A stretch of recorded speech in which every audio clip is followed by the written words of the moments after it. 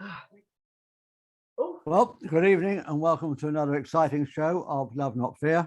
I'm Jack Cox, author of Love Not Fear, and I'm with my gorgeous co-host Annie Day, who's written two scrumptious books.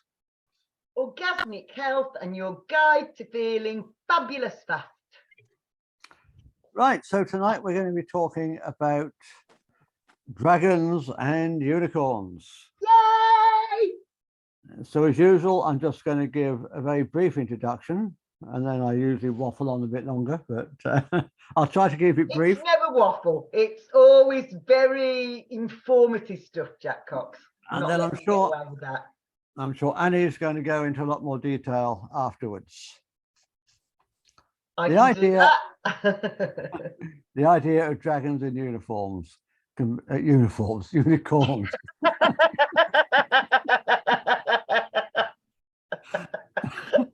Laughter medicine is raising our vibration again, darling. That's got us off to a good start. Yeah, laughter medicine, good for raising our vibration. How lovely. My co-host. The idea of dragons and unicorns can be understood on many different levels, and these levels or interpretations are not mutually exclusive. You don't have to pick one and say that's the true one and all the others are false. Yeah. They might all shed some light on a very fascinating idea or group of very fascinating ideas. Yeah. First, let's look at extinct animals. The Siberian unicorn, Elasmothermium, which looked more like a woolly mammoth, looked more like a woolly rhinoceros than a horse, lived at the same time as anatomically modern humans, up to about 30,000 years ago. And what about dragons? Well, ancient humans could have dug up dinosaur fossils and mistaken them for dragons. So at least we got that mundane explanation out of the way. We can now look at more interesting stuff. The more true and magical stuff. We human beings don't pick up on much at all, really, do we? Our five senses are pretty limited. We did a show about this last year. Yeah, we did, didn't we? That we don't see everything, we don't feel everything, we don't hear everything, do we? Because of our limited range. Our ears can only pick up on a very narrow range of sounds. Indeed. And our eyes can only detect a very narrow band of electromagnetic frequencies. Yeah. So we're only aware of a tiny proportion of what's actually out there, if indeed there's anything out there at all. And I went into that a couple of years ago in an episode I did on here called The Matrix Within a Matrix, but we're not going to go into that tonight. So do these dragons and unicorns and other fantastic creatures really exist out there, but we're just blind to them? Yeah. In deep meditation, or when imbuing certain psychoactive substances, we can see a bit more.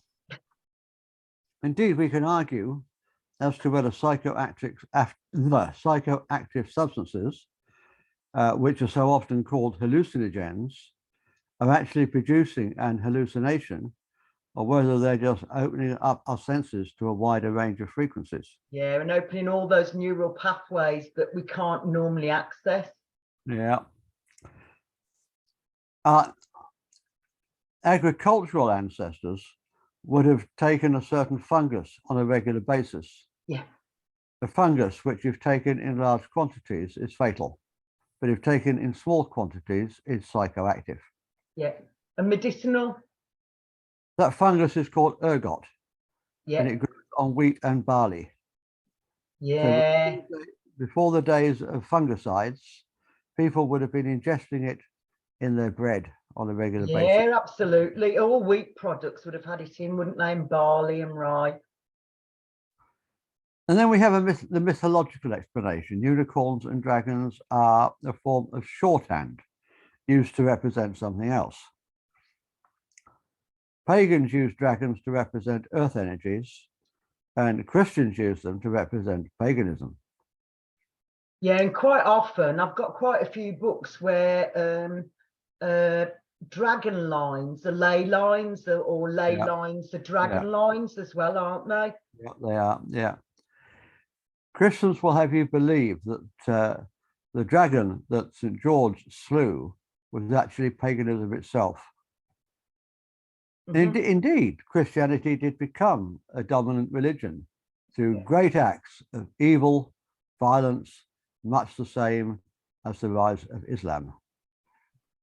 Converting by the sword was the norm. They painted fishes on Christian houses, then burnt down the houses without fishes. Christianity rose to power on the back of massive evil, and it continued right up until the burning times in the Middle Ages. Yeah. Like I say, none of these explanations are mutually exclusive. They can all be true. Another interesting idea relates to ancient astronaut theory and panspermia, which we talked about on the show last year. Yeah, we have. Yeah, darling, for sure. Did perhaps, maybe, one of the ancient alien species look physiologically like a dragon? Yeah. Why not? Or perhaps they flew around in craft. They got reported as dragons. Yeah. I mean, the ancients weren't used to people flying around in craft. They've just described it as a flying creature. Well, there is that, but if you think that telecommunications is actually a really modern thing, it seems to me that they must have existed, because this is my own personal viewpoint, obviously. But I think the fact that the Japanese, the Chinese, the Americans, the Europeans, Malaysians all have very similar pictures of dragons. I think they must have existed, because nothing else seems to make sense to me. The same with lots of other so-called mythological beings. How could they all be so very similar when we couldn't talk to each other about what we were seeing? So that's my viewpoint of it. No, I tend to agree with you, Annie. I tend to agree with you, but I'm just covering all the aces. No, I know. You're doing the sensible stuff. All the basics. I know what I mean. I knew what you mean as well, Jack Cox. I mean, maybe the craft was actually armed with some kind of death ray, and our ancestors would not have had any words for flying craft or death rays. They'd have just said fire breathing. Or maybe they were actual flesh and blood dragons. Yay! The only thing against that is we haven't found any bones, but if we have, it's been hushed up. Well, the Smithsonian managed to hide all the giants, all the giants, didn't they? So why wouldn't they hide everything else that would lead us to believe that, you know, magical beings exist and did exist? There is a lot of evidence for this from ancient texts from around the world, including the Bible. Yeah. And he's already talked about Chinese stories. Yeah. Now, it's not my intention, I've said this on the show many times, to undermine anyone's religious beliefs. You're entitled to believe whatever you like. This is just one opinion, one possibility that I'm putting forward. Okay, so let's just examine some of the evidence. And you're welcome to disagree with me if you like. I'm not saying this is true. That's what our show's about, isn't it? Love, not fear. So we can love all the ways that this might be seen, basically. We're just opening people's minds up to different ideas. Yeah, absolutely, darling. No, for sure. Now, the Bible speaks of a creature with a short snout. Smoke pours from its nostrils. It breathes fire. It has wings that can fly. It dwells inside a mountain, hoarding its gold and treasure, and it eats livestock and yes, young female virgins too. Bugger. So you're safe if you're Beautiful not a creature. virgin. Fantastic. Too much information, Annie. I knew there's some reason why I had 2 children. This beautiful creature was the God of the Israelites, known by the sacred name Yahweh, as described in the Hebrew Bible. Yes, indeedy. It's actually there. And I'm going to quote the actual references in a minute. As we've mentioned before on this show, many of the Old Testament stories are not stories of source, or what today we would think of as God, or infinite love and compassion, but as something very, very much darker.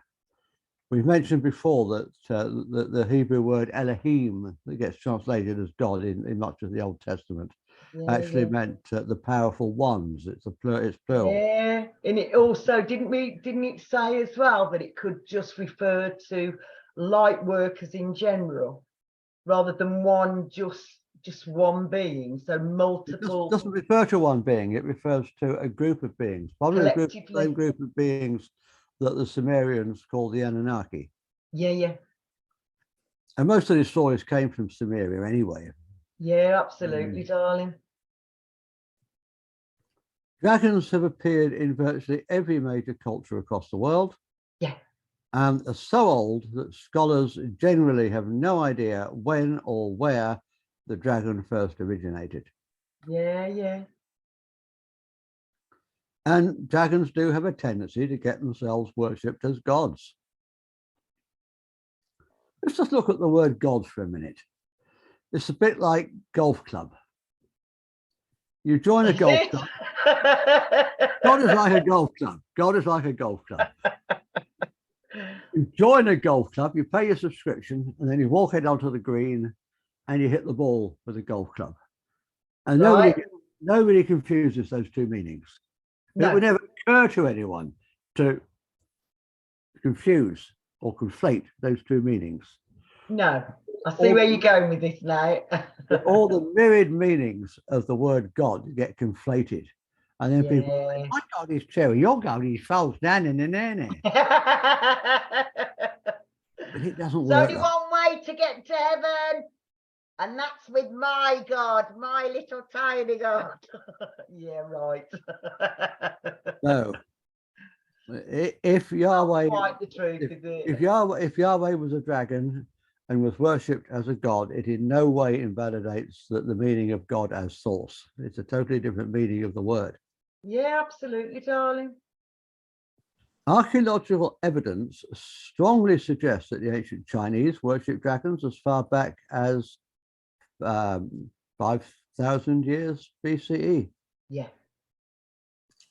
In Mesoamerica, carvings of Quetzalcoatl, the ancient Aztec god, which actually predates the Aztecs by over 2,000 years. Yeah, it was a feathered serpent, wasn't it? Was a feather serpent. And the Australian Aboriginals, one of the most isolated of ancient people on Earth. Their creator god is known as a rainbow serpent. Yeah, absolutely. Yet another variation on the dragon theme. Yeah, oh, absolutely. They're all the same. What shall I say? They're all the same generic family, aren't they?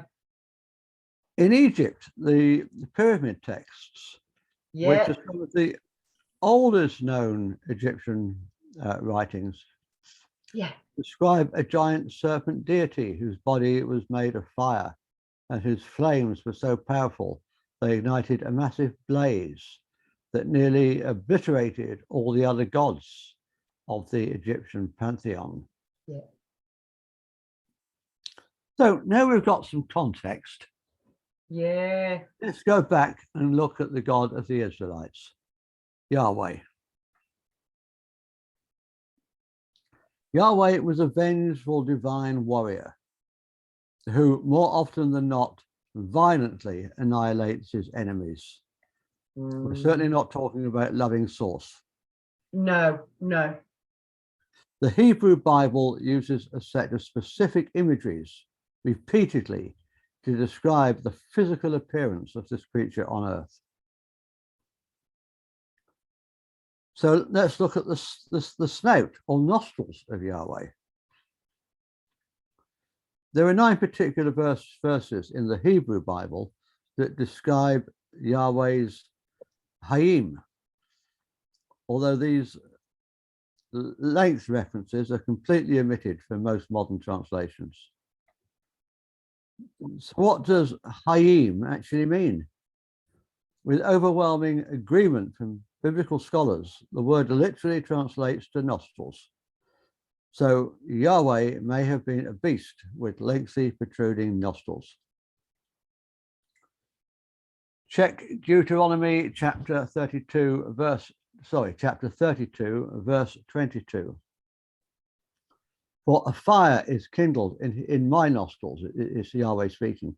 For a fire is kindled in my nostrils, and shall burn to the lowest hell, and it shall consume the earth, and set ablaze the foundations of the mountains. And then we have a description in Psalms. Smoke went up from his nostrils, and devouring fire out of his mouth. Coals flamed forth from him. And interestingly, this description of the God of the Israelites is exactly paralleled by the book of Job. He calls this creature the Leviathan, which is generally accepted to be an ancient biblical dragon. Out of his mouth go burning torches, and sparks of fire leap forth. Out of his nostrils goes smoke, and out of a boiling pot and burning rushes, his breath kindles coals, and a flame goes out of his mouth. Psalms chapter 10. The wicked say, from the height of his nostrils, he, Yahweh, will not seek us. But it certainly suggests that Yahweh was not omnipresent. Indeedy. It is recorded in Exodus that Yahweh required a massive portable tent known as a tabernacle. For 440 years, this building-sized tent was supposed earthly dwelling place of Yahweh. So Yahweh must have been a physical being.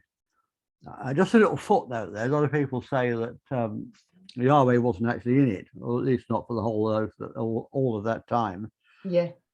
But the priests were just cashing in on the fear. Yeah.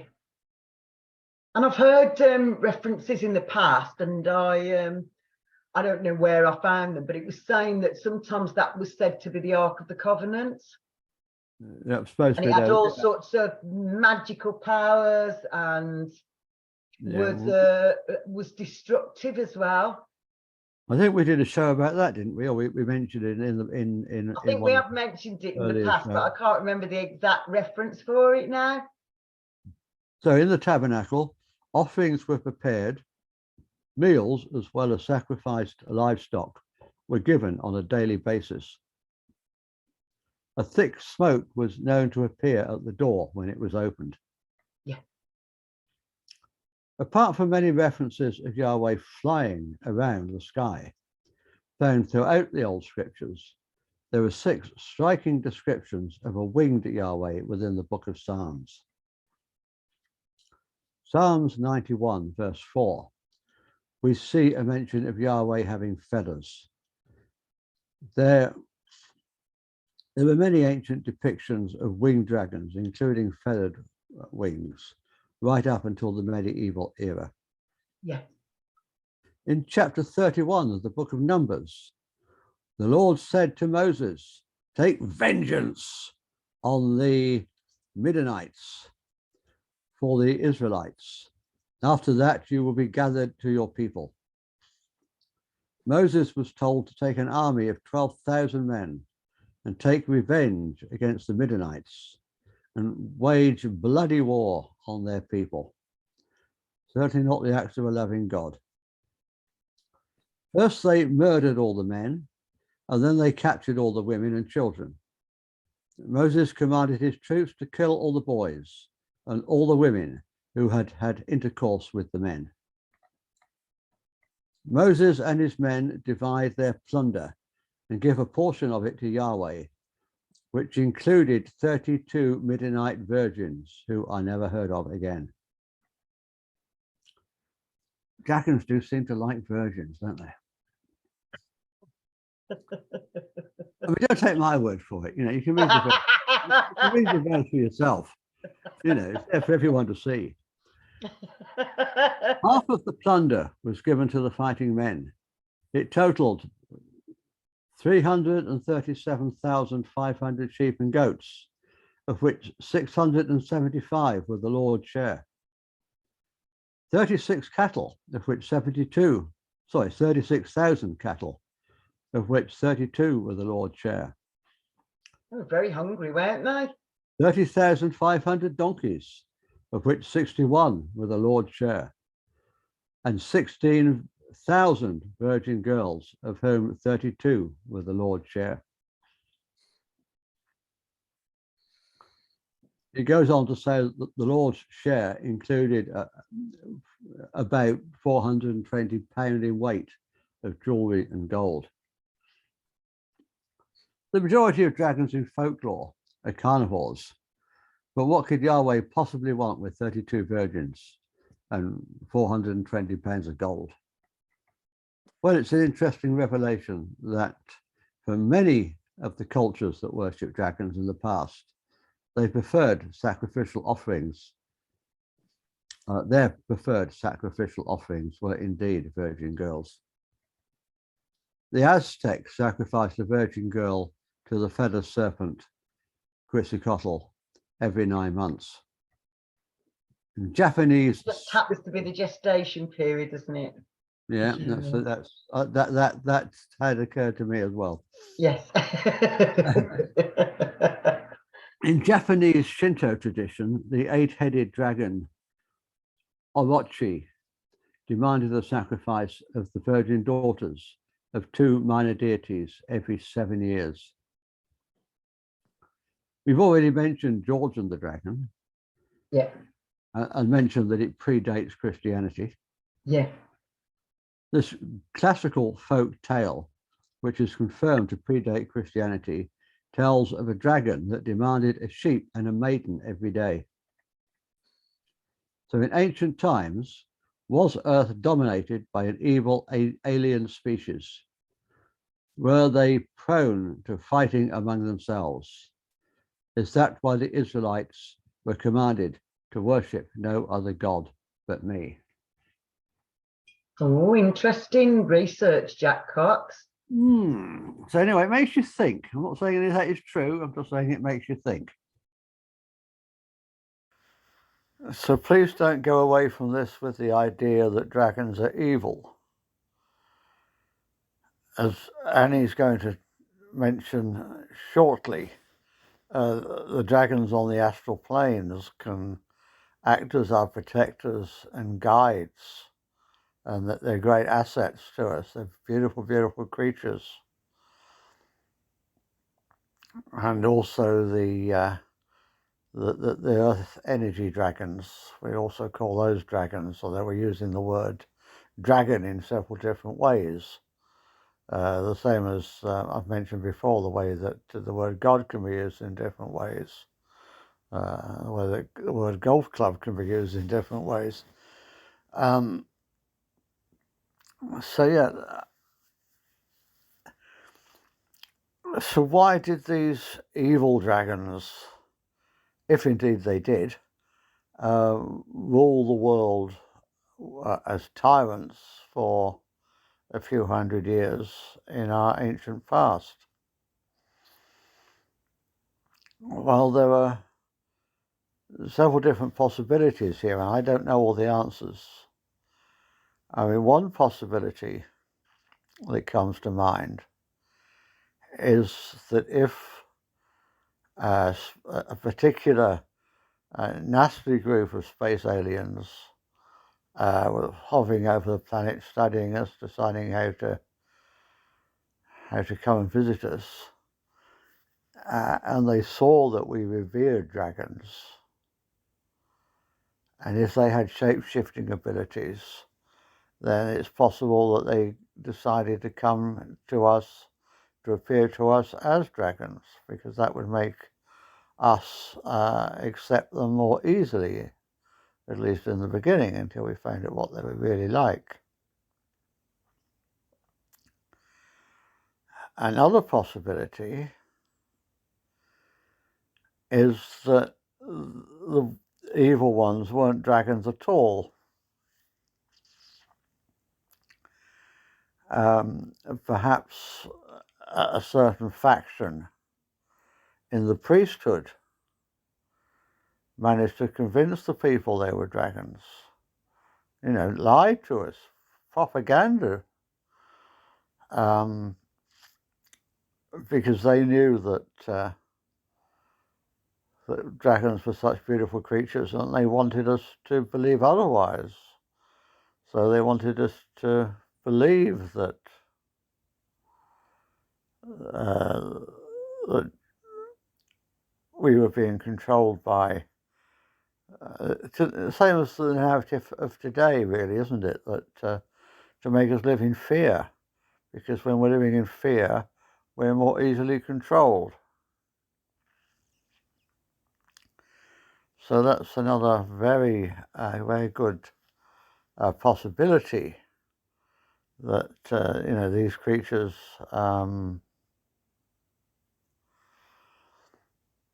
Yahweh and the others weren't actually dragons at all, didn't actually even exist. But the priests told us they existed in order to scare the crap out of us and to make us compliant. And I think that's probably the most logical explanation for the phenomena that I've just described.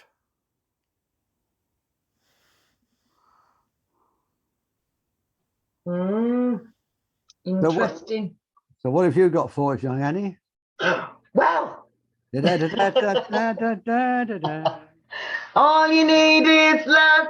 Love is all you need. All you need is love.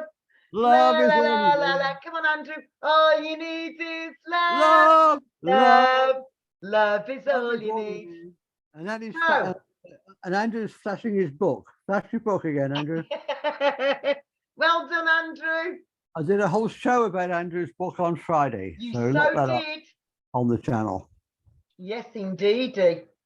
Andrew reads some brilliant passages from it. It's absolutely a brilliant book. He did. I caught up with it on Saturday. Was it Saturday? Yeah, it must have been Saturday. Because I knew it was at a meeting on Friday night, so I was never going to be able to be there. So that's good. Would you like me to start with unicorn? See the book. If I don't unmute myself, then you won't see it, will you, on the recording? So there you are. Oh, Brilliant. wonderful. Thank Hi, you, Andrew. Paul Smith, love. The Perfect. world needs more love. Oh, absolutely. And Andrew's It's book the is, only thing that there's just too little of. and Andrew's I know book it's not our is usual going to move us song, in that but direction. indeed. Right, what you got, Annie? So, Jack Cox, because we've been talking just about dragons, I think I'll start with unicorns. So, Andrew will be deeply shocked at this. These are my favourite magical unicorn oracle cards by Doreen Virtue. So a bit of show and tell. They're beautiful illustrations, as well as lovely, lovely, lovely messages from the unicorns as well. Those of you who've been to Heaven Sent Bliss will know I've got not only a unicorn, a metal unicorn in my garden, but I've also got a beautiful metal dragon as well. But I thought that I'd start with unicorns today. So unicorns are said to be mythological animals resembling a horse with a single horn on its forehead. The unicorn appeared in early Mesopotamian artworks, and it also was referred to in the ancient myths of both India and China. The earliest description in Greek literature of a single-horned Greek monokeros, which is Latin for unicorns, animal, was by the historian Ctesias in circa 400 BCE, who related that the Indian wild ass was the size of a horse with a white body, purple head and blue eyes, and on its forehead was a cubit-long horn coloured red at the pointed tip, black in the middle and white at the base. Those who drank from its horn were thought to be protected from stomach problems, epilepsy, and from being poisoned. Obviously, being poisoned was a bit of a thing at that time. Yeah. It was also said to be very fleet of foot and difficult to capture. Certain poetical passages of the Bible refer to a strong and splendid horned animal called Reem. This word was translated as unicorn. As a biblical animal, the unicorn was interpreted allegorically in the early Christian church.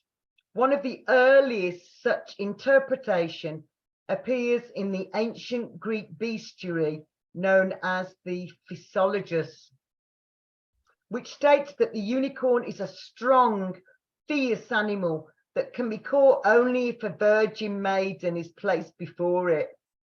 The unicorn leaps into the virgin's lap and she suckles it and leads it to the king's palace. Medieval writers thus liken the unicorn to Christ, who raised up a horn of salvation for mankind, dwelt in the womb of the Virgin Mary. Whilst other legends tell of the unicorn's combat with the elephant, whom it finally spears to death with its horn, and of the unicorn's purifying of poison waters with its horn so that other animals may drink. So I met my first unicorn when I was about 6 in a tree house in my grandparents' garden. They had this lovely tree house that my grandfather built inside this massively big apple tree. I saw in my peripheral vision a beautiful white sparkling presence, and you know, the show that we did on engaging with the fae, that's the same. If you look at them head on, there is less likelihood that you'll be able to see. We need to be using our peripheral vision to be sort of looking beyond that. So I was amazed to see it was a magical unicorn. She gave me her name as Iona, which was extraordinary, as at the time I had no idea that Iona was also a magical place in Scotland. I just thought it was just the unicorn's name, and I'd got no, you know, other information at that time. Our relationship was loving, and she told me that I would have an important life purpose as a teacher and a healer. And at the time, my grandma was a teacher, my mum was a teacher, my auntie was a teacher. So when she told me that, I was really, really delighted, because that's what I really felt, that I could do that. So she told me that I would have an important life purpose as a teacher and a healer. She gave me so much information about the unicorn realms and told me that they only show themselves to children who are pure of heart. And again, I didn't know that that was the case for me. So it was a really wonderful affirmation that there was something really good about me, because as a child, I didn't always feel like I was a good person. My relationship with her has continued right up to the present day. And some of you will know from our previous shows that I have a friend, a really lovely soul sister friend called Iona as well. So that's another reason for me to be especially drawn to Iona as well. It's beautiful, yeah. I've learned that unicorns love people who are high vibrational, have high energy, childlike joy, who want to help the world. They will connect to them and help them. And I know that I'm one of those people. That's how I'm described, not just by myself, but by other people as well. But I have high energy and that very childlike joyfulness. So I can understand when she told me that would be why she was attracted to me. Although that first encounter was many years ago, my love of unicorns has grown more and more. Over the last few years, especially, interest in these loving, magical beings has increased throughout the world. Merchandise as diverse as cuddly toys, sweets, bed linen, headdresses, dressing up outfits and sandals have arrived, showing us that we are ready to engage with these beautiful beings of light and love. Waves of unicorn energy has swept through the planet, touching as many people as possible, especially children and those who are young at heart, which is all of us lovely people on this radio show tonight. Yay! Yep. Unicorns are pure white, seventh dimensional beings who some say have returned to Earth for the first time since Atlantis to help us with the ascension process. They are known as the purest of the pure and have qualities of love, peace, calm, gentleness, hope, majesty, caring, magic, and mystery. They are said to come to mankind when we are ready for an evolutionary shift, which I think that's been very apparent, not least for the last 3 years, hasn't it, that's the case. It's certainly happening, Annie. Yeah, it really is. Massive. And the most unusual people are talking quite openly about magical beings, about their spiritual experiences. The most unlikely people that I wouldn't have expected to suddenly be telling me about things like this. It is said that angels work with our heartfelt wishes. Unicorns grant the desires of our soul and those things that satisfy you deeply and help you to fulfill your life and soul contract. Remember that by retaining that childlike joy, we become more receptive to their loving energy.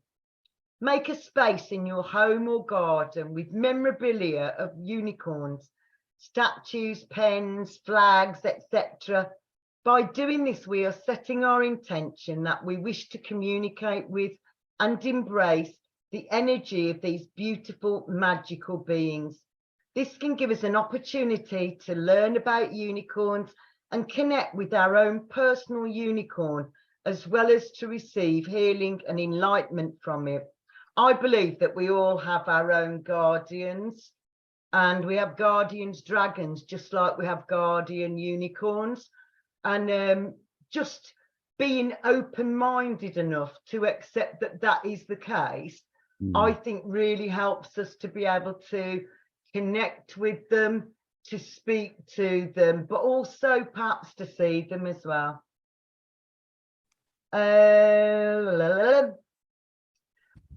This can give us an opportunity to learn about unicorns, connect with our own personal unicorn, as well as to receive healing and enlightenment from them.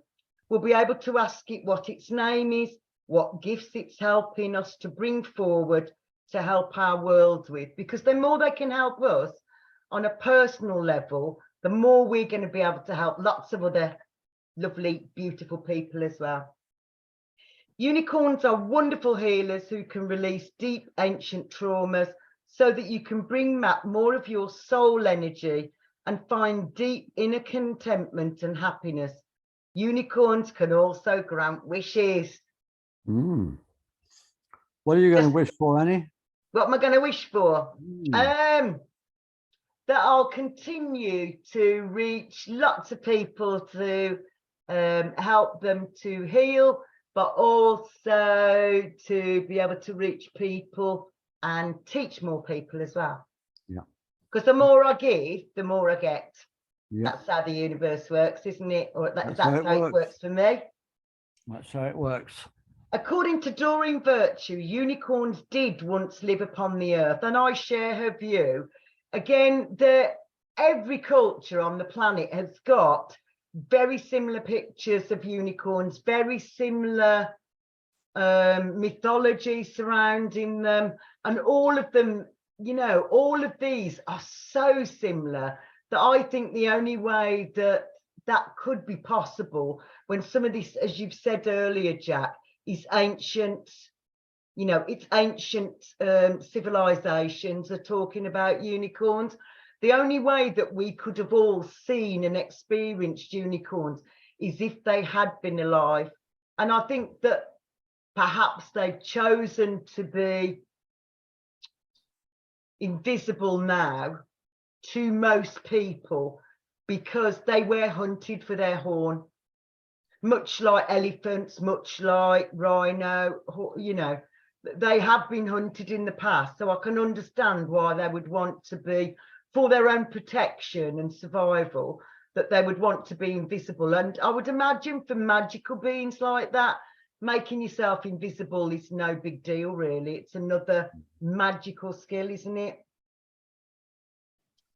So Doreen Virtue also says they were hunted for their magical horn and so chose to be invisible to those who might hunt and hurt them.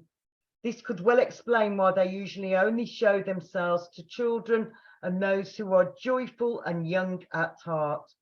Unicorns are angelic keepers as well as belonging to the Fae and elemental kingdoms. Their only wish is to help us lead happier, healthier lives and to reach our full potential. Yay! Yeah. Many children are aware and openly discuss their unicorn spirit guides. This is particularly true of the new crystal and rainbow children. The unicorns will help us. All we need to do is to ask, as just like angels and fairies, they will not break our free will. And sometimes we wonder why these magical, beautiful, spiritual beings won't help us, when actually I've said, did you ask them? No, I didn't ask them. Why didn't they just come and help me? Again, they will not break our free will. And I wouldn't want it any other way, really. I wouldn't want it any other way, that they could just jump in and take my free will away, because I wouldn't be learning things for my heart and soul's growth, would I? So It wouldn't do you any good in the long term, would it? It would stifle your growth, as you say. Yeah. So my favorite, we have to make our own mistakes. We do, and we learn. You know, I've got this on my wall. Your perceived mistakes were all divinely guided learning experiences. Forgive yourself. Yeah. And we've said this countless times. Maya Angelou says, always do your best, and when you know better, do better. We couldn't have done better because we didn't know any better than we did. Yeah, I mean, my saying, I've said it on the show many times, is that I think we're all doing the best we can in every moment with the knowledge and wisdom. Yeah, absolutely, darling. If we could do any better, we'd be doing it, wouldn't we? Yeah, absolutely. So my favourite unicorn guidance cards are these beauties by Doreen Virtue, PhD, and are called Magical Unicorn Oracle cards. There are 44 guidance cards that can assist us in every area of our lives. It's accompanied by a little booklet that gives extended meanings of the cards, which are beautifully illustrated. They're just lovely. Next to my laptop, I have a copy. I've photocopied a unicorn card that says, wish upon a star, make a wish and expect the very best. Because I thought that would be good if that just was there to remind me. So that's what I've got on unicorns, other than to say that increasingly, not just the children in my family, but more external than that, lots of children tell me about their unicorn spirit guide. So I do know that there's been a bit of an awakening over the last few years. You know, that it's, I don't know, it's easier for people to talk about it. Yeah. So I've also got Doreen Virtue's, it's called Realms of the Earth Angels, and it's got loads of handy information on incarnated elementals. And because Doreen Virtue says that unicorns and dragons are part of the elemental kingdom, obviously dragons are linked to the element of fire, and unicorns are rare, basically. So I'd thoroughly recommend this good book. It's got loads of exciting things in, and a questionnaire as well about which category of earth angel you may belong to. So yeah, I'd definitely recommend that. Okay, I'll put a link below in the description, as I And always do. thank you, darling. And then if I hadn't have loaned out, I run a library at Heaven Sent Bliss of lots of books and guidance cards and things that people resonate with. And one of my lovely patients has got one of my favourite guidance cards. So it's called Dragon Wisdom Oracle Deck of 43 cards, and it's by Christine Arana Fada. And it's called Dragon Wisdom. Easy for you to say. Indeed, Jack. Let's have it again, see if you can do it again. So let me try and do it again. Dragon Wisdom Oracle Deck of 43 cards by Christine Arana Fada. It's very good. Can I have a star and a merit and everything, please? Well, you can definitely get a gold star for that one. So, dragons. I love dragons. I so love dragons. There is so much to learn about dragons.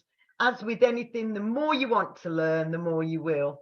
And the necessary teachers, books, and information will become available to you.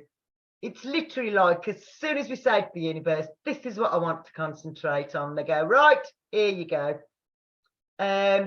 We've heard the saying that when the student is ready, the teacher will arrive. And I think it's very much like that with lots of other information as well, isn't it?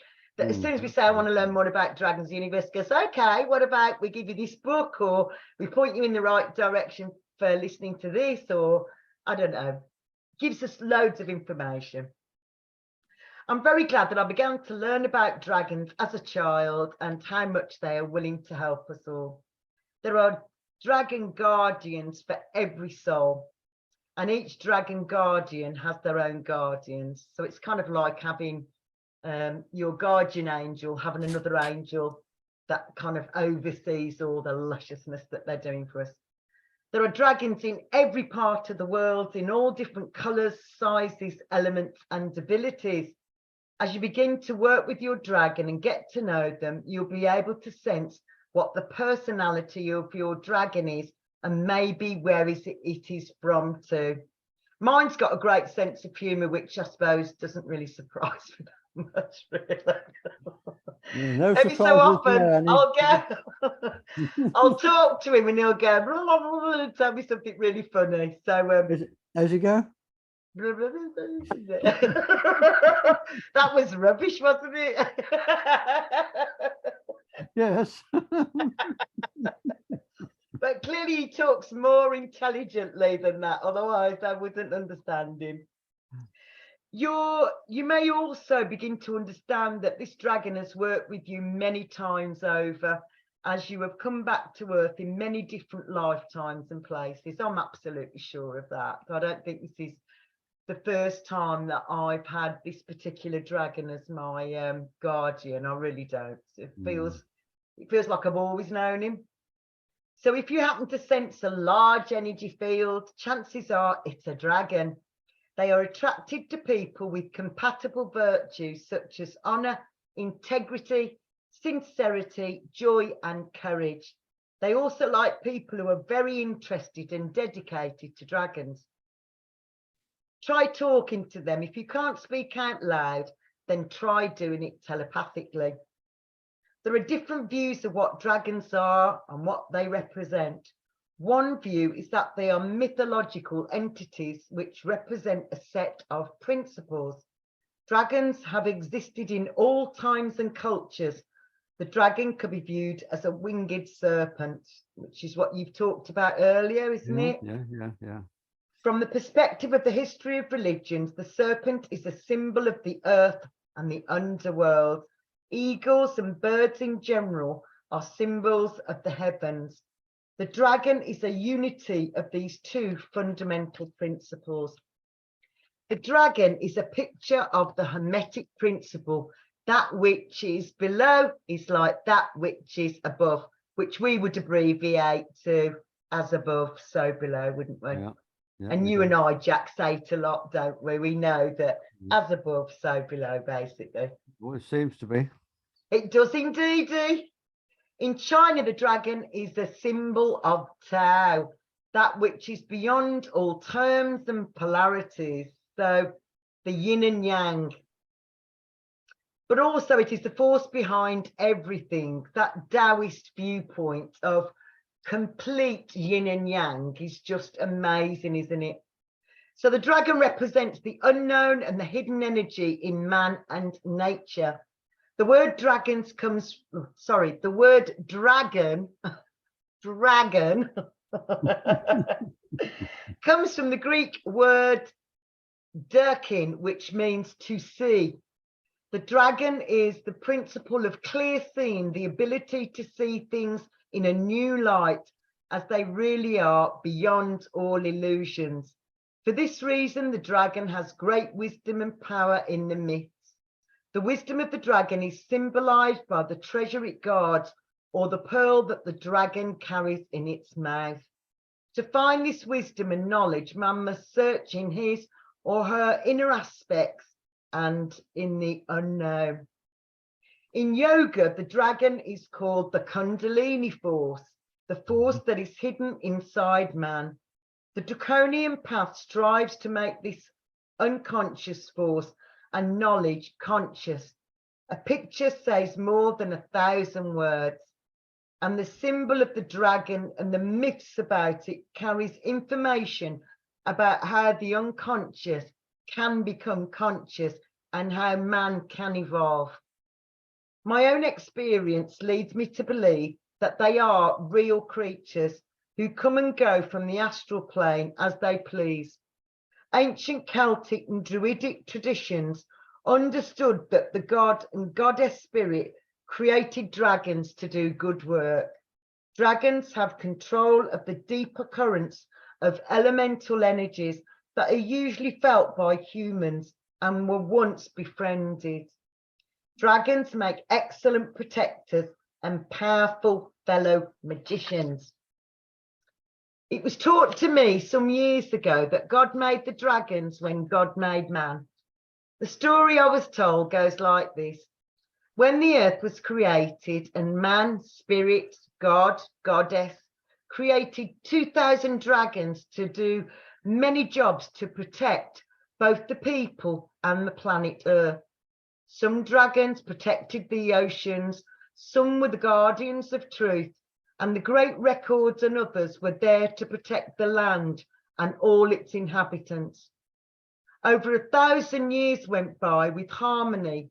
All of the earth's inhabitants lived together in joy and prospered. As man continued to grow and change, so did his search for knowledge. Many of the people of the earth created and followed new belief systems that in many cases viewed these magnificent dragons as evil or the work of the devil. They started to fear these beautiful creatures and out of fear began to kill them. We've said this before, haven't we, Jack, that people fear what they don't understand. And I think we also need to just stick in here that, as I said before, God is a golf club. Yeah. And so are dragons. Yeah. The same word can be used to represent different things. Yeah. And none of those things are true or false. They can all be true. Yeah. Absolutely. Not one or the other. They're not mutually exclusive. No, I'm just talking here about my own personal viewpoint and my own personal journey with dragons, because, well, it just makes more sense for me to talk about something that I've got knowledge of and experience, I suppose. We just tend to, in England, in English particularly, and Andrew and I were talking on Friday about love, and that's also a golf club. It's also a word that has so many different meanings. And we get ourselves into so much mess because we conflate the different meanings. Yeah. Yeah. So they started to fear these beautiful creatures, and out of fear began to kill them. God saw this and was ashamed for their deeds, but understood that they had been given choice and free will. As a way to save these precious creatures, God converted them into human form. To this day, they walk amongst us doing the missions of the Creator. So this is what my grandparents told me, and they were very wise beings, and I loved their viewpoint of the world. So I would Western like to have Dragon. met your grandparents. You've mentioned them. Oh, they're such lovely people, Jack. I'm a little bit biased because they were my grandparents, but they were very mystical, magical people, and you know, they were way before their time, really. I remember going to loads of rallies about taking fluoride out the water as a little kid. I'd only be about 3 or 4, but I used to go to all of those, and they were really passionate about it. And you know, we're still there, still trying to get fluoride out of our water, aren't we? So Yeah, they don't yeah, listen. they were way before their time, my grandparents were. So Western dragons have thick, long-bodied, scaly skin, 4 strong legs, 2 bat-like wings, wedge-shaped heads, and long necks. They are usually portrayed as breathing fire. Some breeds of these dragons have been known to be shape changers and shape shifters, and others have the chameleon power to change to the color of their background. They are sometimes displayed as having a spade or a spiked tail. They can be any color or many colors depending on the breed of the dragon. European dragons. In European folklore, a dragon is a serpentine legendary creature with 2 pairs of lizard-type legs and bat-type wings growing out of its back. A dragon-like creature with no front legs is also known as a wyvern. In Western folklore and modern fiction, this is in contrast to Asian dragons, who are traditionally depicted as more benevolent creatures. In the modern period, the European dragon is typically depicted as a huge, fire-breathing, scaly and horned lizard-like creature with leathery, bat-like wings, 4 legs and a very muscular tail. It is sometimes shown with feathered wings, crests, fiery manes, ivory spikes running down its spine, and various exotic coloration. Dragon's blood was often used as magical properties. For example, in the opera Siegfried, it lets Siegfried understand the language of the forest birds. Chinese dragons. We've all seen Chinese dragons when they come, you know, when it's the Chinese New Year and different festivals. And quite often the Dragon Festival in Glastonbury, Jack, they have Chinese dragons, don't they? They're just so lovely, so joyful, just so lovely. So ancient Chinese writers describe 4 types of dragon. Celestial dragon, who guards the dwellings of the gods. Annie, your picture's gone. Oh, what did I just do? I did something weird. Oh, there we go. I was getting very excited, went like that, and I might have banged the key. So good. What you like, Annie? What you like? So good with technology, aren't I? So there are dragons of hidden treasures who control the rain and wind, and whose 5-toed imperial image the emperor alone was permitted to wear, and the celebrated earth dragon who holds the rivers and streams in its power. In all, there are 9 major types of Chinese dragon, including winged dragons, horned dragon, coiling dragons, yellow dragons, and various others. In addition, there are 9 dragon children which adorn many Chinese structures. The number 9 is considered especially lucky in China, and in Taoism, it's said to be the most magical number, not 7, but 9 in Taoism is the very, very potent number. Dragons have 9 attributes, 117 scales, 81 of them are male, infused with yang, the good, and 36 of the female infused with yin, the bad. This evens out the dragon's temper and his personality. Chinese dragons are also associated with the yang force. The phoenix symbolizes yin. I'm not sure about this good and bad. No, well, Really? I guess they're equating it to yin and yang. You can't have good without bad, can you? Really? You can't have light without dark. We can't have the light without darkness, but they're both No. good. Yeah. So Japanese dragons include the Ryo, which is a large dragon with no wings, and Tatsu, native Japanese dragons, which is smaller but has large wings. In Japanese art, the dragon is never wholly visible, instead appearing partially hidden in the swirling mists or waves that it represents. They are shown in the colours blue, black, white, red or yellow. Oriental dragons are usually shown with a pearl in their mouth, under their chin or in their claws. I've seen lots that have got them in their claws. This is apparently where the dragon gets its power and how it ascends to heaven. Eastern dragons are portrayed as good, kind and intelligent. Oriental dragons have the most recorded history in the world, especially in China, going back thousands of years. In history, they have a very close link to the weather. It is said that some of the worst flooding in Asia's history was caused when a mortal had upset a dragon.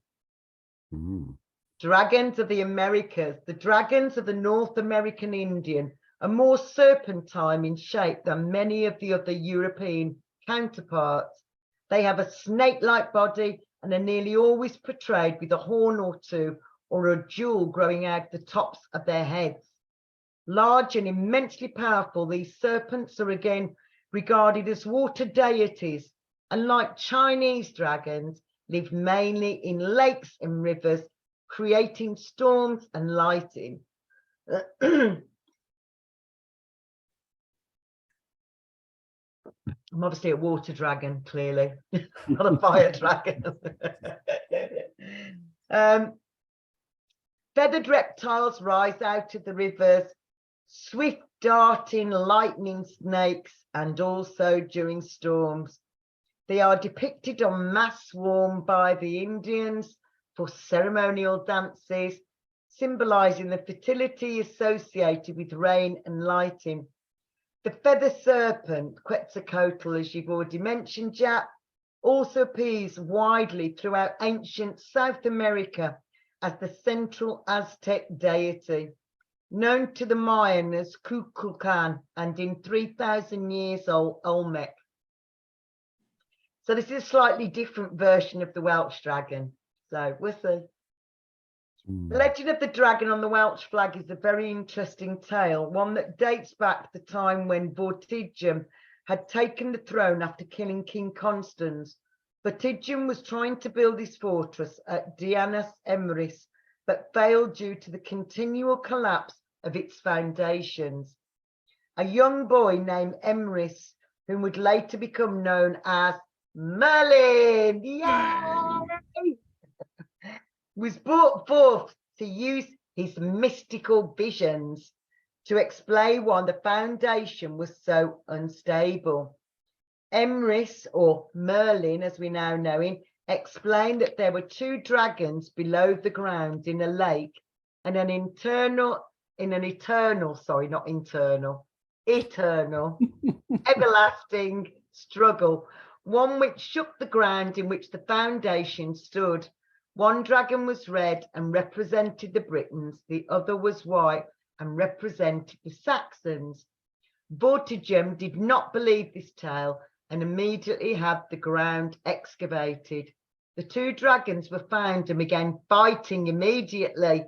The red dragon defeated the white dragon and thus became the emblem of Wales. Brilliant. It's a nice little story, isn't it? I love it. Yeah, absolutely. Let's just defeat the Saxons. There are different types of dragon: fire, earth, air, ice and water dragons. Their colours vary too, from white, blue, orange, yellow, brown, green, purple, and the rarest of all being black dragons. So how to connect with your personal guardian dragon. There are a whole lot of different ways to do this, but here is one suggestion.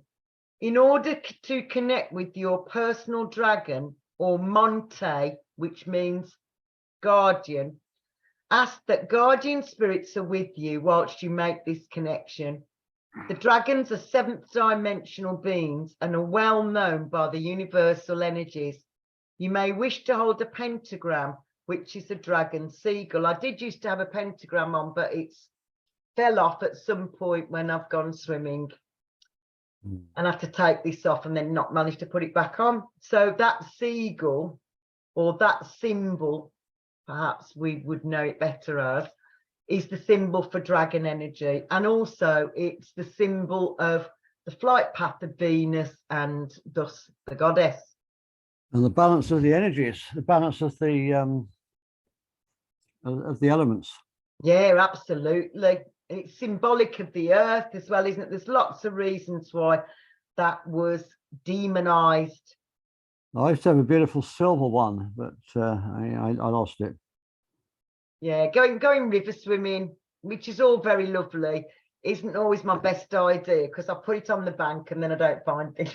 But I think like crystals, maybe, Jack, it just needs to go somewhere else, somewhere. We both said that we've lost crystals, or they've disappeared, haven't they, magically? So maybe I was just walking along the promenade in Spain, I don't know, about 20 years ago, and one minute it was there and the next minute it wasn't. Yeah, it's mad how it happens, isn't it? It really is. It's just that the universe goes, it's needed somewhere else, this beautiful thing. You can also use candles, green, white, black, crystals, light some candles and just be very quiet for a moment. Ask that your dragon guardian draws near.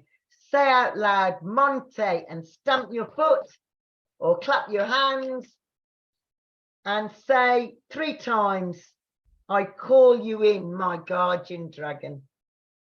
And then I'm just going to go back to 15 years ago. So if you'd have asked me, I don't know, longer ago than that, if I had a guardian dragon, I would have said, I don't know if I do or I don't. So myself and a lady that I have known for 15 years decided she was going to do angelic Reiki on me and I was going to do Egyptian Sekhem on her. And so she said, I'll start with you first and then you do me afterwards. So she was literally at my feet and she said, what's the name of this beautiful little green dragon at your feet? And I said, Lysander. And it was just like somebody had said, what's this man called in front of you, Annie? Jack Cox. That it was that fast. But if you'd have asked me prior to that, if I knew the name of my dragon, I didn't. What I did do, though, was I was really grateful to her for getting me to acknowledge that I do have Lysander as a dragon guardian. But also what I did was I was curious as to where that name came from because I'd never heard it before. And I didn't know if it was just a magical name or what. But what I discovered was that he was an army captain, and everywhere where he'd won his battle are places I've been. So there was Malta, there was Thailand, there was all sorts of different places that over the years, Turkey, that I visited, you know, holidaying with my children and for other reasons. And all the places where he won those battles were places that I've actually been. So it was really, I don't know, it was really potent. So I wanted to give a quick plug for my next dragon workshop, which is the 30th of April, 10 till 3 at Heaven Sent Bliss. And it's £55 for the day, and you get a course manual and certificate plus delicious water and refreshments. And if the weather's good, we'll be sitting outside having our refreshments. So just for those who don't know, Heaven Sent Bliss is Annie's healing centre in Stafford. Indeedy. And where my magical unicorn and dragon and all sorts of things live. And I'll put the links below in the description. Oh, a little angel, Jack. Thank you so much. And you'll be really delighted to know that I bought loads of ribbons at the weekend. So the trees look even more festive than they did before. And I bought myself some more prayer flags as well. You've got to go and sit in Annie's garden. If you're coming through Stafford, you've got to go and sit in Annie's garden. It's the most magical place I think I've ever been. Oh, next to Glastonbury. Oh yeah, absolutely. Yeah, absolutely. The energies in there are just superb. They really are, aren't they? They really are. I came back a few weeks ago and there was a man I've not seen for probably 3 or 4 months sat in my garden, and I was thinking, shit, I mustn't have diarised putting this person in. And I said, have I missed your appointment, sweetie? He says, no, I come and sit here quite often. I work at Stafford Council and sometimes it's just too horrible. So I come and moonlight in your garden. It's just that you've never caught me before. Gorgeous. I mean, you just don't do that normally, do you? You don't go and sit in somebody's back garden. You don't. And the people who walk a very thin passage that you've got to go by the side of the house to get to it. You just wouldn't do that normally, you know. It's so I was delighted that I hadn't messed up his appointment. You obviously felt drawn to it. Yeah, and you know, it is a good place to chill out and relax, isn't it? It's got very positive energy. And I'd been away for 2 weeks in Glastonbury last year, and the people opposite me very kindly watered my garden, and I did the same for them when they went back to Bulgaria. And the lady said to me, I said, I bought you a little gift from Glastonbury. Thank you so much for looking after my lovely plants. And she said, do you know what? We've been having our breakfast in your garden every day. We've been having breakfast in your garden. So actually, would it be all right if today we came and had our breakfast? I said, yeah, of course it would. Go for it. So yeah, I am really pleased that you know, so many people are drawn to it, but also that, you know, that energy is helping people as well to be really calm and peaceful. So thank you for that, Jack Cox. You're very welcome. I speak as I find. Goody goody. Andrew, have you got anything to add? I'd like to read a poem that I wrote about Annie's garden. Oh, you little angel. Go on, yeah. It's called Magic Garden. I stepped into a magic garden of wonder and delight. I was touched, I was blessed as the world passed out of sight. Enveloped in the garden's beauty, embraced within its spell, this magic place has blessed me and made me feel so well. A little bit of heaven is now here on earth, a place of joy and happiness, filled with wondrous mirth. The peace I felt there was tangible and warm, a place to visit when your life is going through a storm. This magic garden isn't fabled, it's real. You really must not miss the mer-fairy blessings here of such heaven-scented bliss. Oh, Andrew. That's brilliant. Brilliant, Andrew.